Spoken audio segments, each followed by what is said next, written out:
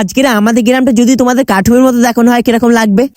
যখনই মনে হবে এরকম একটু চিন্তার মধ্যে আছো, কোনো কথা না ভেবেই মাঠের দিকে চলে আসো। বন্ধু বান্ধব থাকলে ভালো, না থাকলে এদের সাথেই সময় কাটাবে। মাঠ ঘাটের মতো শান্তি তোমাকে আদার্স কোনো প্লেস দিতেই পারবে না। আর যারা এখন গ্রাম এলাকার দিকে থাকো তারা তো ভালো করেই জানো যে চারিদিকে ধান কাটা চলছে। এইসব দৃশ্য তোমরা হয়তো আর 4-5 বছরই দেখতে পারবে, আর কয়েক বছরের মধ্যেই মনে হয় চারিদিকে সব ফ্ল্যাট উঠে যাবে। তখন তোমরা চাইলেও আর এইসব দৃশ্য দেখতে পারবে। অনেকেও আবার হয়তো গ্রাম পছন্দ করে না, কিন্তু আমি গর্ব করে বলতে পারি যে আমি গ্রামে থাকি। এইসব জায়গায় আসলে যেন কোনো মনে হিংসা, রাগ, জেদ কিছুই থাকে না। শুধু মনে হয় যেন চারিদিকটা ঘুরেই দেখি।